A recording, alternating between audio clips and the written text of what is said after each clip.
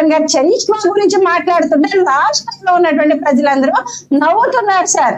వీళ్ళట విశాఖ ఉక్కు కోసం, Visakha steel plant కోసం అసెంబ్లీలో తీర్మానం చేశారట. ఆ తీర్మానం ఏ దొడ్డుదారిని చేశారు? ఆ తీర్మానం చేసినటువంటి ఆ పత్రాన్ని జగన్మోహన్ రెడ్డి గారు పాకెట్ లో పెట్టి తిరిగారా అండి? అంటే కేంద్రానికి పంపించలేదా? అది ఎప్పుడు అఫీషియల్ గా చెప్పినటువంటి పరిస్థితి లేదు. కానీ ఇవాళ వచ్చేసరికి మేము తీర్మానం చేసాం, అసలు మేము కేంద్రానికి పంపించాం, మేము ఆపేస్తామని చెప్తున్నారు. నిజంగా పరిస్థితి అలాంటి నిర్ణయం తీసుకోవడానికి ఒక అవకాశం జగన్మోహన్ రెడ్డి గారికి వచ్చింది ఆలోచన అంటే గనక, మా జనసేన పార్టీ అధినేత పవన్ కళ్యాణ్ గారు విశాఖ ఉక్కు ఆంధ్రుల హక్కు అని ఆయన పార్టీ ఆఫీస్ లో కూర్చొని విశాఖ స్టీల్ ప్లాంట్ కోసం సంఘీభావం తెలుపుతూ ఒక రోజు నిరాహార దీక్ష చేపట్టారు. ఆ తర్వాత దాని మీద జగన్మోహన్ రెడ్డి గారు దొడ్డుదాన్ని విశాఖ స్టీల్ ప్లాంట్ ని ప్రైవేటీకరణ చేసుకుని దొడ్డుదాన్ని ఒప్పందాలు చేసుకున్న జగన్మోహన్ రెడ్డి ఒక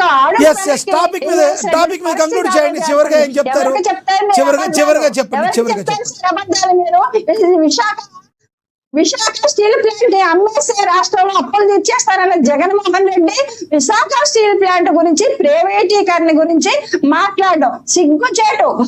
అంటే కార్మికులు చనిపోతే వాళ్ళకి సంఘీభావం తెలిపి సానుభూతి తెలిపి ఆయా కుటుంబాన్ని ఆదుకోవలసినటువంటి పరిస్థితుల్లో దాని మీద కూడా శివరాజకీయాలు చేస్తున్నటువంటి జగన్మోహన్ రెడ్డి మళ్ళీ అధికారంలోకి వస్తాడు, ప్రజలు పరిపాలిస్తాడు అనేటువంటి నమ్మకం ఏ కూడా లేదు సార్. జగన్మోహన్ రెడ్డి గారు ఇచ్చినటువంటి హామీలు అమలు పరిచుంటే గతంలో గనక జరగundేది. కానీ ఈ రోజు కొత్తగా ఇచ్చేటువంటి హామీలు ఏమి కాదు. కుటుంబానికి ₹1 ఇచ్చేస్తాను కార్మికులు ఎవరైనా చనిపోతేనే. గతంలో గుర్తించారు జగన్మోహన్ రెడ్డి. చెప్పులు జరిగిపోయాయి కొన్ని వాటికి మేము వెళ్ళి లిఖిత పూర్వకమైనటువంటి హామీని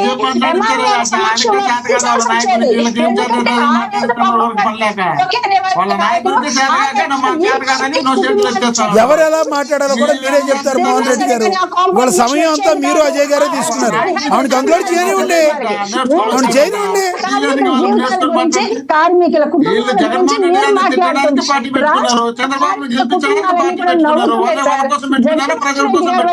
నవ్వుతూ ఉన్నారు. ఎవరి మీద చేస్తారు మీరు శివరాజకీయాలు, తల్లిపోయింది, పాత నాన్నగారు చోట అయిపోయింది. ఇప్పుడు మళ్ళీ కార్మికుల కుటుంబాలు, చనిపోయినటువంటి మృతుల కుటుంబాలు, ఆ మృతుల జీవితాలు జగన్మోహన్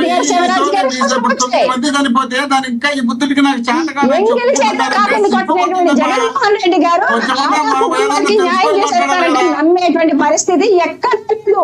రాష్ట్రంలో ఎవరు నమ్మే పరిస్థితి లేదు సార్. రైట్ రైట్ కృష్ణవేణి గారు, రైట్ రైట్ మీ అభిప్రాయం పాకెట్ లో పెట్టుకుని జగన్మోహన్ రెడ్డి గారు తీర్మానం చేసి పాకెట్ లో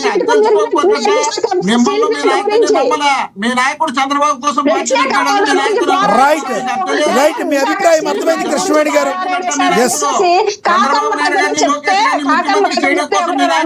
రైట్ కృష్ణవేణి గారు మీ అభిప్రాయం అర్థమైంది. ధన్యవాదాలండి చర్చలో పాల్గొన్నందుకు.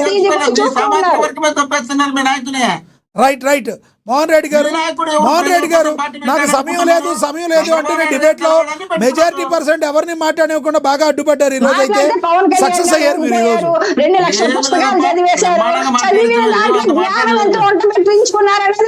ఈ రోజు సక్సెస్ అయ్యారు మీరు. పుస్తకాలు చదివేమన్నది ముఖ్యం కాదు, జ్ఞానం ఎంత ఉంది, జ్ఞానం ఎంత వంట పట్టించుకున్నాం అన్నది ముఖ్యం.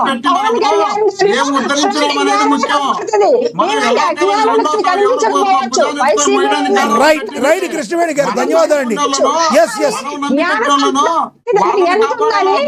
ఎవరు పార్టీలో కాపాడడానికి కాదు మనం వచ్చిండేది. ఆయన రైట్ రైట్ రైట్ ధన్యవాదాలండి కృష్ణవేణి గారు. ఎస్ ధన్యవాదాలండి కృష్ణవేణి గారు. సమయం అయిపోయింది, అన్యత భావించొద్దు. ధన్యవాదాలండి కృష్ణవేణి గారు, ధన్యవాదాలండి అజయ్ గారు, ధన్యవాదాలండి. రైట్ రైట్ రైట్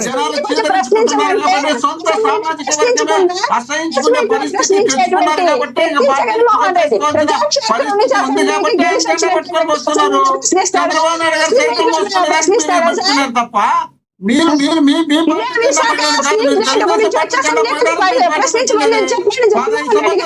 సింగల్ గా పోటీ చేసి ఒక చోట గెలిచలేనటువంటి వ్యక్తిని తెచ్చుకొని మీరు పెద్ద ఎత్తున కాకమ్మ కథలు చెప్తే ఎవరు నమ్మరు. ప్రజలు నమ్మరు. వైసీపీని గతంలోనే నమ్మారు. నమ్మి మోసం చేశారు. ప్రజలు కూడా.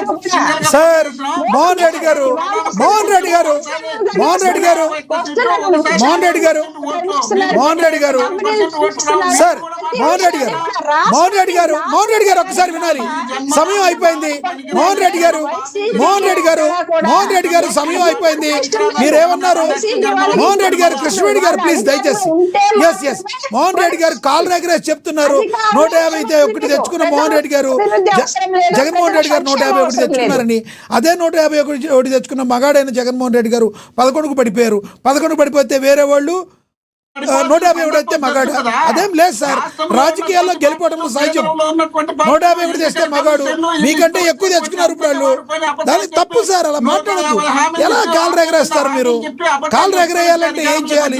కాలు రెగరేసారని ప్రజలు చెప్పుకోవాలి సార్. రైట్ రైట్ రైట్ అన్ని పెడతారు, అన్ని ఎన్నికలు పెడతారు, అన్ని జరుగుతాయి. ప్రజాక్షేత్రంలో అన్ని జరుగుతాయి.